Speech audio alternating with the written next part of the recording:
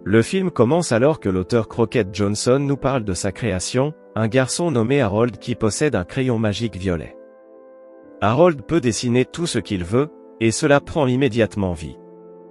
L'enfant se dessine deux amis, Moz et Porcupine, et à partir de ce moment, ils resteront toujours proches l'un de l'autre. Lorsqu'Harold devient adulte, son monde continue de s'agrandir, et son imagination ne cesse de se développer. Un jour quelconque, Harold commence à se questionner sur son existence et se demande qui l'a dessiné. Le narrateur ne révèle pas son nom mais répond promptement qu'Harold est sa création. Il ajoute qu'il vit dans le « monde réel », où les choses sont bien plus compliquées. Harold est curieux d'en savoir plus sur ce monde et s'exclame que cela doit être un endroit merveilleux où vivre. Cependant, le narrateur n'en dit pas davantage avant de laisser ses créations pour la nuit. Le lendemain matin, un Harold curieux a une longue liste de questions concernant le monde réel. Il commence à exprimer ses interrogations, mais le narrateur ne répond pas du tout. Harold décide alors de se rendre dans le monde réel pour trouver le narrateur, qu'il appelle le vieil homme. Il utilise son crayon pour dessiner une porte qui crée un portail vers une autre dimension. Harold, Moz et Porcupine sont tous émerveillés par les couleurs qui émanent de la porte. Ils décident alors de passer à travers, mais Moz hésite, car le vieil homme les a prévenus que le monde réel est bien plus compliqué. Malgré cela, Harold demande à ses amis de rester au cas où le vieil homme reviendrait, puis il saute dans le portail. Il traverse un espace coloré avant d'atterrir dans l'état de Rhode Island sous la forme d'un humain réel. Harold est immédiatement stupéfait par la vue colorée et par le fait que tout est en 3 dimensions. Pendant ce temps, Porcupine incite Moz à jeter un coup d'œil de l'autre côté de la porte. Elle utilise ensuite une de ses épines pour le piquer, le poussant ainsi à travers la porte. Moz se transforme en humain et atterrit bientôt à Rhode Island, mais Porcupine reste derrière. D'un autre côté, Harold se rend compte que les habitants du monde réel ne peuvent pas s'identifier à lui à cause de ses vêtements. Il se rend à un stand de dons de vêtements à proximité et enfile une salopette d'occasion. C'est à ce moment que Moz arrive, et les deux amis prennent un moment pour admirer la beauté du monde réel. Ils regardent autour d'eux et aperçoivent soudain un vieil homme assis sur un banc. Immédiatement, ils se précipitent à l'endroit, pensant qu'ils sont sur le point de rencontrer leur supposé créateur. Mais le vieil homme ne les a jamais vus auparavant et leur dit de s'en aller. Sans se laisser décourager par l'incident, Harold dessine un vélo avec son crayon violet et lui donne vie. Les deux amis quittent alors le parc pour continuer à chercher leur créateur. Ailleurs, Porcupine parvient également à ouvrir le portail après quelques efforts. Elle atterrit bientôt dans le même parc à Rhode Island, ayant été transformée en humaine.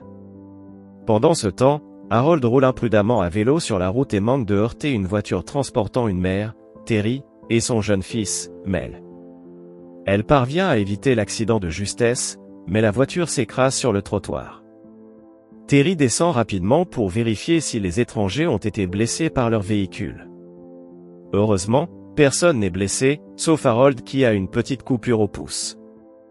Terry soigne sa blessure et découvre ensuite qu'elle a un pneu crevé. Pendant qu'elle appelle de l'aide sur son téléphone, Harold dessine rapidement un pneu de rechange. Mel, qui vient de voir l'étranger faire apparaître un pneu à partir de rien, reste sans voix. Il sort rapidement et se présente aux deux hommes. Après une brève conversation, les étrangers réparent la voiture et Terry leur propose de les déposer à leur destination. Cependant, il devient vite évident qu'Harold et Moz ne savent pas exactement où ils veulent aller. Ils n'ont pas de lieu où rester et savent seulement qu'ils sont ici pour voir leur vieil homme. Mel supplie alors sa mère de les laisser passer la nuit chez eux, et elle accepte à contre-ségur. Un peu plus tard, ils arrivent à destination et Terry montre aux étrangers leur chambre.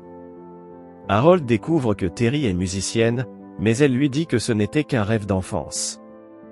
Elle a abandonné la musique depuis longtemps et travaille maintenant dans un magasin comme assistante au sol. Plus tard dans la nuit, pendant que Moz dort, Harold discute avec Mel. L'enfant lui montre ses dessins et parle de son animal imaginaire, un lézard volant nommé Carl. Mel raconte la mort tragique de son père et explique que sa mère n'est plus elle-même depuis ce décès. Il promet d'aider Harold à trouver le vieil homme si ce dernier peut rendre sa mère heureuse à nouveau. Tandis que leur amitié se forme, Harold montre comment il a pu faire apparaître le pneu grâce à son crayon magique. Il laisse même Mel dessiner avec le crayon, et l'enfant dessine une araignée-mouche, une créature ayant le corps d'une araignée mais des ailes comme une mouche.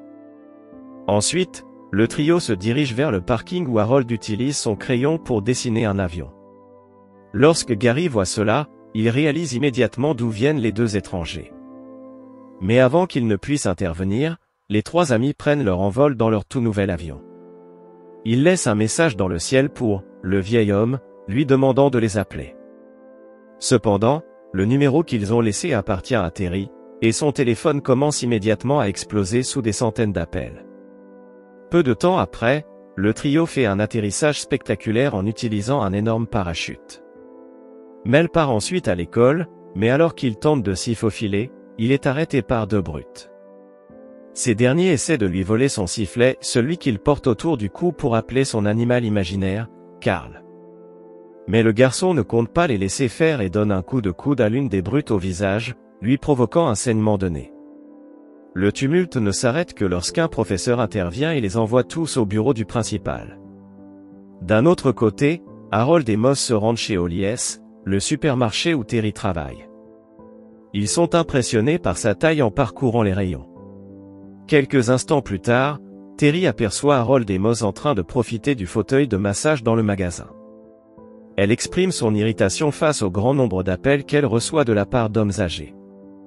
À ce moment-là, Terry reçoit un nouvel appel, cette fois de la part du directeur de l'école, qui l'informe que Mel a des ennuis. Comprenant que Terry doit partir immédiatement, Harold et Moss se proposent de la remplacer. Cependant, les choses ne se passent pas comme prévu, car à peine 6 minutes après avoir commencé, Harold et Moss commencent à remettre en question le concept même de travailler. Pendant ce temps, Terry va chercher Mel à l'école et lui dit qu'il doit laisser tomber Carl et commencer à se faire de vrais amis.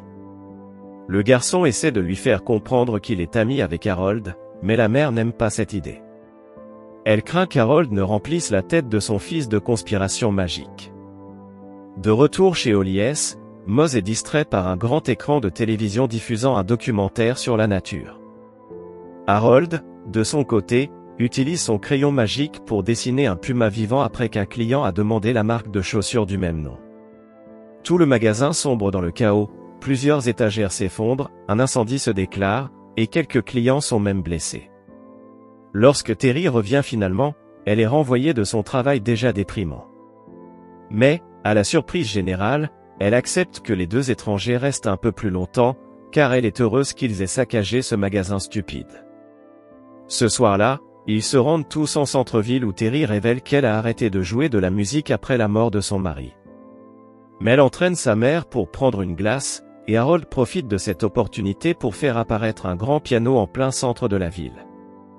Il convainc ensuite Terry de laisser le passer derrière elle, et elle finit par jouer une magnifique mélodie, captivant une grande foule de spectateurs. Pendant ce temps, Porcupine se rend dans un restaurant à la recherche de Harold, mais en raison de son manque de compétences sociales, elle finit par provoquer une scène. Elle est poursuivie par deux agents de police qui la recherchent depuis qu'elle a cambriolé une maison il y a quelques jours. Entre-temps, Gary arrive au centre-ville et comprend maintenant pleinement que Harold et Moss viennent d'une autre dimension. Il félicite Terry pour sa belle performance, bien qu'il ne l'ait pas vue. Il demande ensuite à parler en privé avec les étrangers pendant que Terry ramène son fils à la maison. Après un moment, Gary dit à Harold et Moss que leur monde est contenu dans un livre intitulé Harold et le crayon violet. Il veut savoir comment ils ont réussi à venir à Rhode Island. La conversation est brusquement interrompue lorsque Porcupine retrouve ses vieux amis. Mais elle est immédiatement plaquée au sol par un policier. La police réalise également que Harold et Moss sont des complices de la suspecte, et bientôt, les trois sont arrêtés. Cependant, la police ne peut pas les garder enfermés longtemps, car Harold utilise son crayon pour dessiner une énorme boule de démolition. Ils brisent rapidement le mur de la station et réussissent à s'échapper de leur cellule. À l'école, Mel voit le trio depuis sa fenêtre et se précipite pour les rejoindre. Mais il est arrêté par les brutes, qui lui prennent son sifflet et l'enferment dans un placard. Alors que tout semble perdu, Mel se souvient du morceau cassé du crayon que Harold lui avait donné. Il l'utilise immédiatement pour donner vie à son animal imaginaire, Carl. Le lézard volant brise le placard, effraie les brutes et aide Mel à s'échapper. Peu de temps après, l'enfant retrouve ses amis, qui lui parlent du livre d'où ils viennent. Mel reconnaît l'auteur, Crockett Johnson, et propose de les emmener chez lui, qui est à environ 20 minutes de là. Porcupine prend alors le volant, et ils partent immédiatement. Quand le groupe arrive chez Johnson, ils rencontrent Miss Barnaby, la gardienne. Elle leur révèle malheureusement que Johnson est décédé et que la maison est maintenant un musée exposant ses œuvres. Juste à ce moment-là, Terry arrive sur les lieux et réprimande Harold pour s'être immiscé dans leur vie. Elle l'accuse d'avoir tout bouleversé et lui demande de rester loin de son fils. Suite à cela, un Harold déprimé a l'impression que tout a été une perte de temps. Son esprit commence à faiblir, ce qui fait disparaître tout ce qu'il a dessiné, y compris Moz et Porcupine. À son insu, les choses vont empirer lorsque Gary le retrouve. Le bibliothécaire emmène Harold chez lui et le trompe pour qu'il lui remette le crayon violet. Gary montre alors son vrai visage en emprisonnant Harold et jure de se venger du monde qu'il a rejeté. Pendant ce temps, Terry et Mel rentrent chez eux lorsque soudain, un pneu de leur voiture disparaît dans les airs. Le garçon comprend alors que quelque chose de grave va bientôt arriver. Il court donc à la bibliothèque, devinant que Harold est probablement allé voir Gary pour obtenir de l'aide. Malheureusement, il est également capturé et menotté par le bibliothécaire. Gary crée alors un char et se dirige vers le centre-ville, déterminé à créer son nouveau monde. Pendant ce temps, Harold se sent comme un échec, mais Mel lui dit qu'il a apporté de la joie dans la vie de nombreuses personnes. Le garçon sort alors son morceau cassé de crayon et l'utilise pour dessiner une clé, libérant les deux de leur chaîne. Peu de temps après, Harold retrouve Gary et lui demande calmement de rendre le crayon. Dans un rebondissement choquant, le bibliothécaire avale le crayon violet et se transforme en une puissante entité capable de créer des choses à partir de rien. Malgré tous les problèmes, Harold garde son optimisme pour sauver le monde. Cela fait rematérialiser Moz, Porcupine et les animaux de Mel, Carl et la mouche araignée. Ces deux derniers travaillent en équipe et finissent par récupérer le crayon avalé, privant Gary de ses pouvoirs et détruisant ses créations. Après ces événements, le groupe visite le musée Johnson pour en apprendre davantage sur les origines de Harold. Miss Barnaby lui montre une pièce où Johnson a laissé une note spéciale pour lui. Elle l'encourage à maintenir sa confiance en lui et à continuer d'inspirer les autres. Après avoir dit au revoir à Terry et Mel, Harold, Moz et Porcupine retournent dans leur monde. Ils sont désormais équipés de crayons de différentes couleurs, prêts à continuer à créer de nouvelles aventures.